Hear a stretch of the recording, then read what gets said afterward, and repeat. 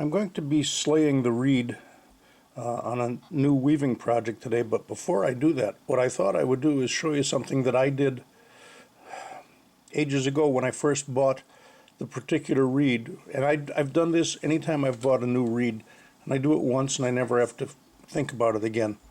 But basically, I mean, if you look at a reed, how many times while you're setting up a new project and you're slaying the reed, do you have to go through and count the number of openings from the end, whatever, so you know where to start, and then you can go over them so that you're in the middle of the reed. What I've done, I did that once, and I counted over and I found the exact middle slot in my reed, and I tied a brightly colored thread at the bottom of the reed in that position. So now I know exactly where the middle of my reed is. I also put a little magic marker tick on the middle of the wood piece that holds the reed as part of the beater bar.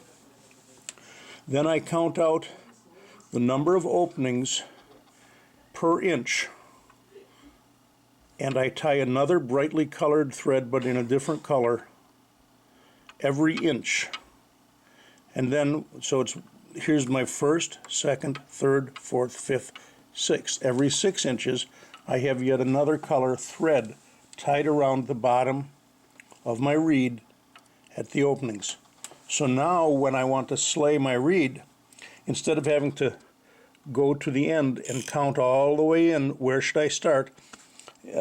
So today I've got a 36-inch wide reed, and I'm going to make about a 13-inch wide project. I'm not going to go way out to the end and count. I'm going to go to the middle. I'm going to count 1, 2, 3, 4, 5, 6. I want to be about 13 inches wide. So I'll just go up to roughly this position here, and that's where I will begin slaying the reed. It's something, I'm sure other people have done this, but I've never seen it done before. And it's something that I've got into the habit of doing. It has saved me a lot of time and a lot of headaches counting positions in a reed. So this is a 12-dent reed. Every 12th opening I've got a thread.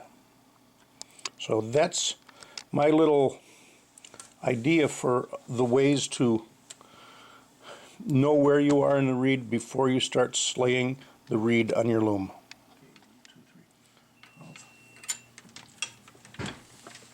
So the first thread that I'm going to put in here is going to be my floating selvage thread. It's just not going for a heddle. There's that. Then I'm going to grab my first thread that is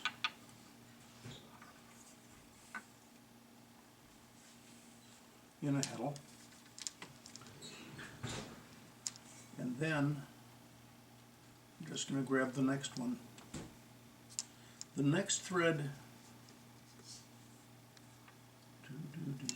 there's the one I want. I'm going to skip one dent in the reed because I find there's always a bit of draw in at the very edge. So I put the first thread and I skip the next heddle, or the next opening in the reed. And then I go to the next one. Now this is a very thick thread, so I'm only threading one thread per dent in my reed. And I will continue this process until I'm all the way across and have all of my threads through the reed, or slayed through the reed. So you can see the start of it.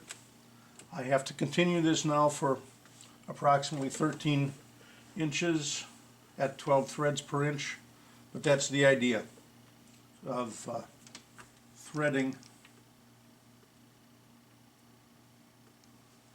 through here. And I just wanted to show you this process. It's kind of slow and putsy. In fact, all of the steps for dressing a loom are slow and putsy, but they have to be done.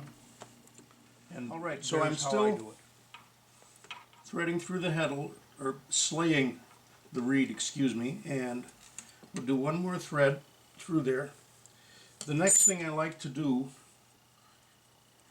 is, after I get about a half an inch worth of threads through, I pull them straight out, and I just like to tie a little slip loop knot through them so that when I'm pulling back and forth I don't have a thread fall back through and get me out of position here. That's just enough to hold them in place until I finish threading across.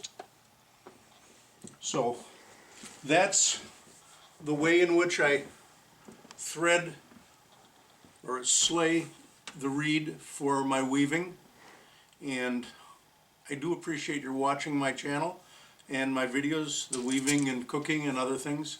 If you like my videos, I would appreciate if you would subscribe to my channel, and thank you for watching. Bye bye.